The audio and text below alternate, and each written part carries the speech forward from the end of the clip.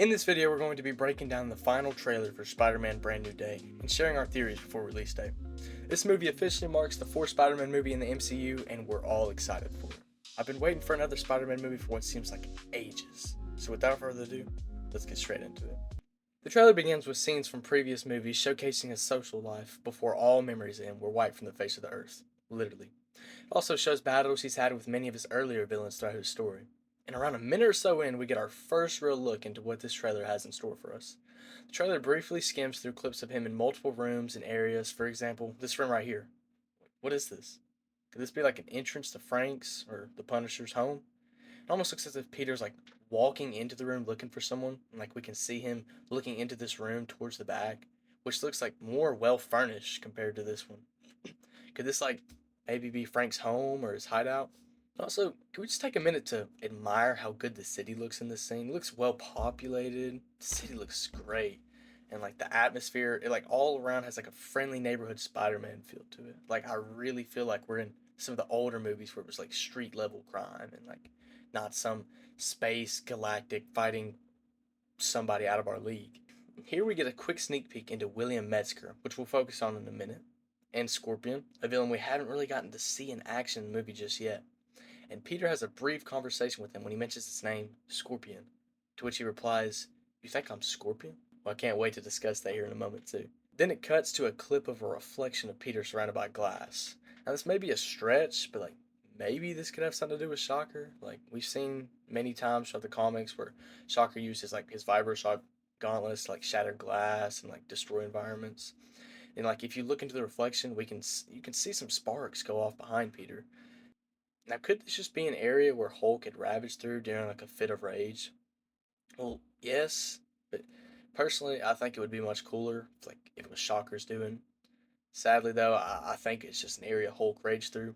But it is what it is. In the following scene, we see Peter and Hulk in a room where Hulk transforms and says, "No Banner, only Hulk." After this, we're shown a scene of Peter climbing through MJ's window and telling her to come with him because she was in danger. He reveals he promised to keep her safe, and even though she doesn't know what it means, for some reason she agrees without like really any hesitation. She just agrees to go with this spider guy. He then takes her to Frank's to protect her, keep her safe. Next we see Peter fighting the Hand, which is like a prominent Daredevil villain. They're not really native to Daredevil, but like they're really associated with him, and most of the time you see the Hand, you're gonna see Daredevil. And like in this scene, they appear to be in like a prison. And if any of you've watched Daredevil Born Again, you know at the end of the show so far, Daredevil is in a prison. And so maybe we could have some correlation there. Who knows? And for some reason, I don't know why, but Peter doesn't have his mask on for part of this encounter.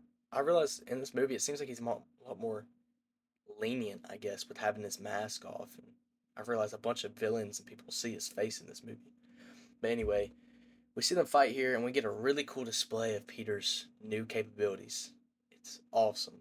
Like, you can see the stun weapon swung at him, and it just shatters over his arm. I mean, we've already seen most of these, but it's still really cool to see this new display of his powers mutating and his genetics. In the following scene, we see Jean Grey's powers shockwave across the water, and her freeze a room full of people.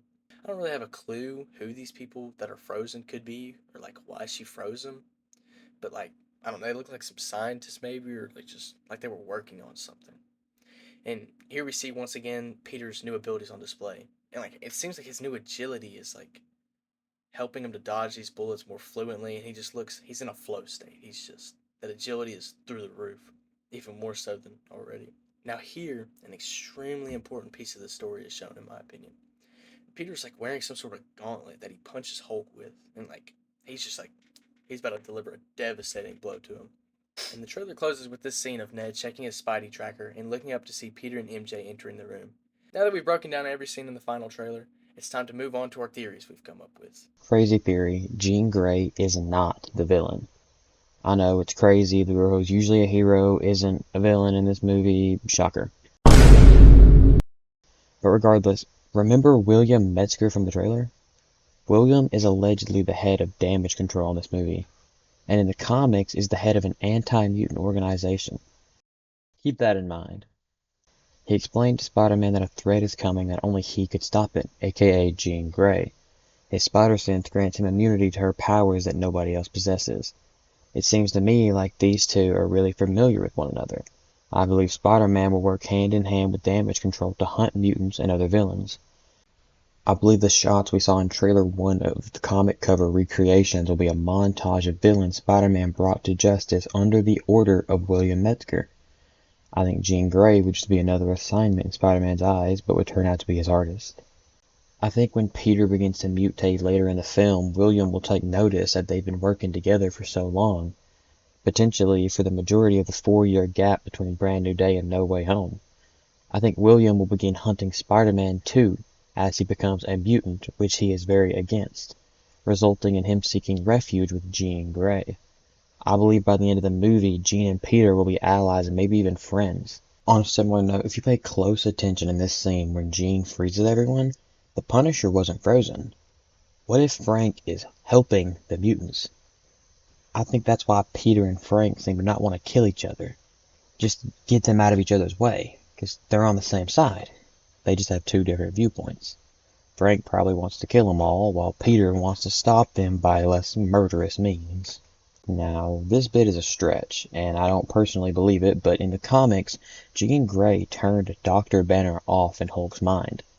All Hulk, no Banner. Sounds eerily similar to what was said in the Brand New Day trailer. This Hulk is a much more violent, and would explain why Hulk in the trailer would attack Spider-Man, who is seen as a hero. Although I don't have a lot of faith in this theory, I also think Metzger could have played a role in causing Banner to Hulk out. I think he could have called in Spider-Man to force him into an altercation with the Hulk. Okay, now think with me for a second. The Hand was a very prominent threat in the original Daredevil show, right? Okay. Then in Daredevil Born Again, Matt Murdock was arrested for coming out as Daredevil, right? He's in prison. In the trailer, we see Spider-Man fighting the Hand in a prison. If that isn't the perfect setup for a Daredevil Spider-Man team-up fight, then I don't know what is.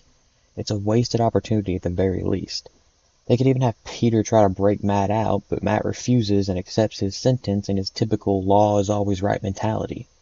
Could even make for a cool interaction between Frank and Peter if Peter mentioned Matt. Well, I don't personally believe this theory, but it's got some girth to it, so it's worth a mention. Venom.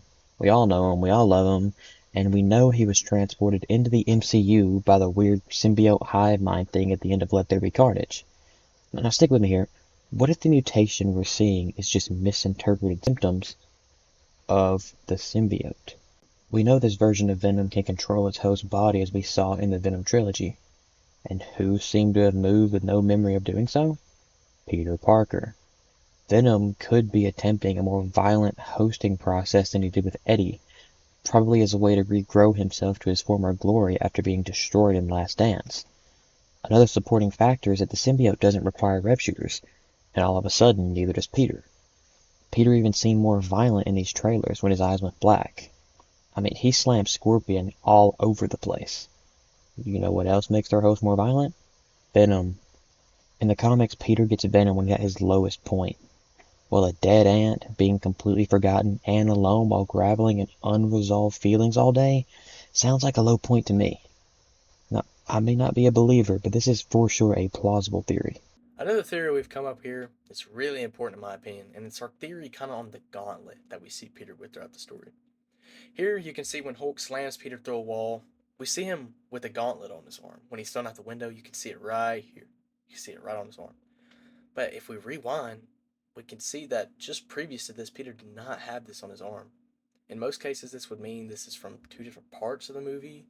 But here, when he's slammed through the wall, this window looks exactly like the windows located here behind Hulk. See this right here? And this? Exact same. This probably means that this is the same building, meaning Peter would have grabbed the device in the building before getting thrown out of the window, which can lead us into our next theory here. While watching the trailer, we noticed that the gauntlet in this scene and the gauntlet from this one, they look completely different. Now, could this be two different gauntlets, or could one be an improvement of the other? Maybe, but who knows? They just look so different to me. Also, a little side note, The blue glow from this scene looks eerily similar to the blue glow from the hand's electric weapon shown in the prison. Once again, that could really just be, I mean, a coincidence, but it's a cool little theory. Tracking back to the scene where Hulk transformed in front of Peter, why was Peter going to meet with Banner in his spider suit? He was meeting with Banner as Spider-Man instead of Peter Parker. Would this mean he revealed his identity to Banner, or is his identity still secret? If we look at Hulk in these scenes and compare him to the typical Mark Ruffalo Hulk, we can really see how much larger this Hulk is. He's taller, wider, and he no longer has that more fluffed out stomach, but is instead shredded. He's got very visible abs and just looks really toned out compared to what the MCU has typically shown us with Hulk. This is something that fans have been asking for years. We finally get to see an enraged Hulk in pure utter chaos. But there's something weird about this chaos. When Hulk is transforming, we know he says, "No Banner, only Hulk." Now this is weird because wouldn't this mean Hulk isn't being controlled by Jean Grey here? Is this just solely the Hulk acting like this? We've seen previously in the comics that Hulk is very resistant to mind control. So could this just be the normal Hulk attacking? Why attack Peter? Is Peter possibly standing in the way of some sort of plan the Hulk has? What's the reason for this? I guess we won't find out until release day, but these were some interesting theories we had for you guys after taking a deep dive into this trailer. Well, that's everything we have for everyone on the Spider-Man Brand New Day final trailer. And thanks for watching.